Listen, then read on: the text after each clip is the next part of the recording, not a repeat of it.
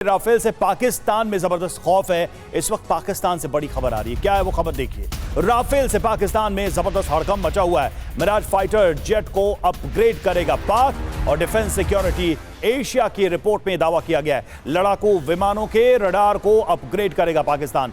40 से 50 साल पुराने हैं पाकिस्तानी मिराज।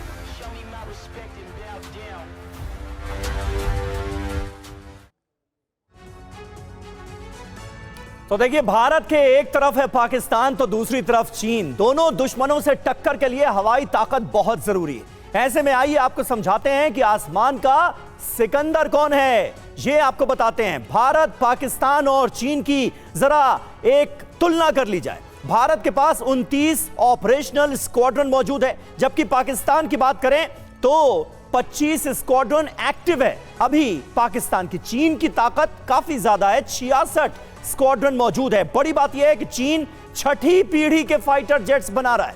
हम अभी 4.5 और 5th जनरेशन की बात कर रहे हैं, लेकिन चीन छठी जनरेशन के जेट्स बना रहा है और पाकिस्तान को भी 5वीं पीढ़ी के जेट मिलने वाले हैं। तो यह अपने आप में एक बड़े कंपैरिजन के जरिए जो बड़ी बातें सामने आती हैं वो अपने आप में काफी अहम है। रवि, बिल्कुल शैलन सर, अब सवाल यह है कि ये जो जंप है भारत का, ये कितना महत्वपूर्ण हो जाएगा। जैसा कि तिवारी सर भी कह रहे थे कि भाई हम उस दिशा में बढ़ रहे हैं जिधर हमें बढ़ना चाहिए था, लेकिन अब हमने कदम बढ़ाया है। तो आप इसको कितना इंपॉर्टेंट मानते हैं और खासकर चाइना और पाकिस्तान का रिएक्शन क्या हो सकता है भारत की इस भविष्य की तैयारी को देखते हुए? अगर आप मुझे 10 सेकंड दें, अभी हम थोड़ी देर पहले बात कर रहे थे कि हमें यूएस पर्सपेक्टिव, यूएस एंगल। क्यों भाई?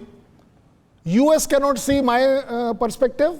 मेरा अपना पर्सपेक्टिव है। ये मेरी मर्जी है कि मैं किस चीज को लूं, ये मेरी मर्जी है मैं किसके साथ डील करूं, ये मेरी मर्जी है कि कौन सा जहाज मैं अपने यहां बनाऊं।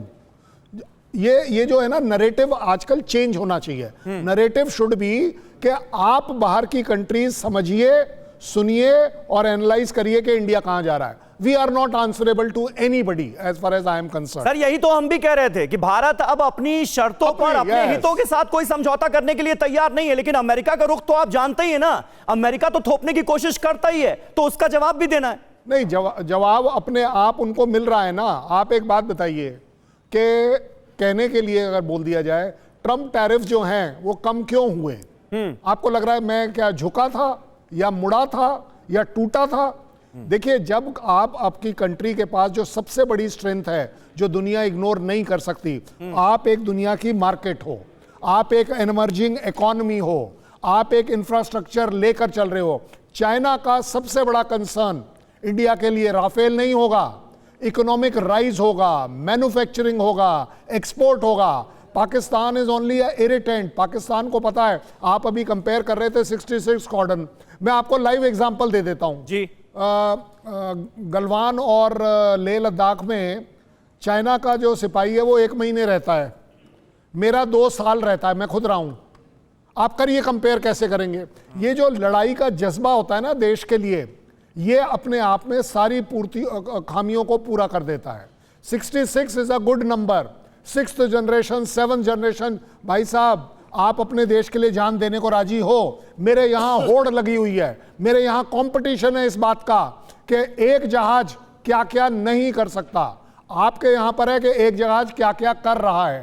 सर, लेकिन सर इसमें छोटा सा एक सवाल जोड़ दें कि भाई चाइनीज एयर पावर क्या प्रूवन है दुनिया में? ये भी तो एक सवाल है।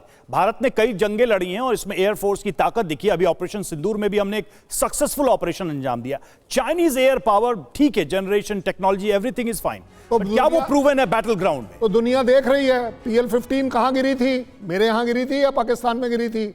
और वो भी बिना एक्सप्लोड करे। उनका HQ-9 वाला वो जो पूरा एयर वाइस मार्शल साहब मुस्कुरा रहे हैं, उनके पास लग रहा है जवाब है। तिवारी नहीं, ये जो पूरा एयर डिफेंस सिस्टम है 1962 का मैं मेंशन करना चाहूँ। जी जी। हमारे विंग कमांडर जेमनाथ थे। 1961 में पूरे तिब्बत में और चाइना के सारे बेसेस का फोटोग्राफ ले आके प्राइम मिनिस्टर को दे दिया था। लेकिन सरकार ने अपनी विजडम में डिसाइड किया कि हम एयरफोर्स को यूज नहीं करेंगे और इसे हमें हार का सामना पड़ा। अगर एयरफोर्स यूज किया होता तो निष्कर्ष रिजल्ट कुछ अलग होता। मैं एक और बात करना चाहूँगा कि हमारे जो एयर बेसेज है सी लेवल पर हैं। सी लेवल का एडवांटेज ये होता है कि एयरक्राफ्ट में कम फ्यूल लेके और एयरबोर्न हो सकता है और उसकी परफॉर्मेंस बढ़ सकती है। तो अपना 100% पेलोड जितना कैपेबिलिटी है उतना लेके एयरबोर्न होगा, 5 मिनट फ्लाइंग करेगा, बॉम्ब गिराएगा, 10 मिनट में वापस आ जाएगा। अब चाइना के जो एयरफील्ड है 10,000 ऑल्टीट्यूड पर है। 10,000 ऑल्टीट्यूड का डिसएडवांटेज ये है उसका रनवे लंबे चाहिए, load payload bomb carrying capacity 1/3 हो जाती है। वो 40 मिनट की फ्लाइंग टाइम करके आएंगे और 1/3 लोड लेके आएंगे। तो आज भी उसका एयरफोर्स का सामना नहीं कर सकते। वो चाइना को बहुत मालूम है। चाइना के 66 स्क्वाड है, वो खाली इंडिया बॉर्डर पर नहीं है, उनका डिप्लॉयड ऑल ओवर होगा। तो जितने उनके स्क्वाड हमारे पास हैं उतने इंडिया के पास भी उतने ही हैं। तो एयरफोर्स का जहां से सामना होगा, चाइना का एक मुख्य कारण डरने का ये भी है। और दूसरी बात, जैसे अभी शलनर साहब बता रहे थे कि हमारी आर्मी के पास it is not the machine that matters, it band behind the machine that matters. तो चाइना के साथ हम बहुत मजबूत हो चुके हैं। हमने जो पहले दिया है बात अलग है, लेकिन आज चाइना सामने हमारे नहीं आ सकता। उसकी ताकत बिकॉज हमारी कंबाइंड फोर्सेज है, आर्मी जिस तरीके से डिप्लॉयड है, जिस तरीके से सड़कें बन चुकी हैं, जिस तरीके से हमारे टैंक्स और वहां बॉर्डर में पहुंच चुके हैं, और जिस तरीके से हमारा एयरफोर्स, हाशिम नाम नहीं लेना चाहूंगा, अब चाइना बॉर्डर पर फुली एक्टिव है, फुली वेपन्स है। आज जब ये होगा उनको मुंह का सामना पड़ेगा। इसीलिए चाइना पाकिस्तान के माध्यम से लड़ेगा, पाकिस्तान के माध्यम से अपने एयरक्राफ्ट यूज करेगा। ये पाकिस्तान को समझना चाहिए कि हम बर्बाद ना हो। क्या बात है सर, क्या बात है, बहुत बढ़िया, बहुत बढ़िया।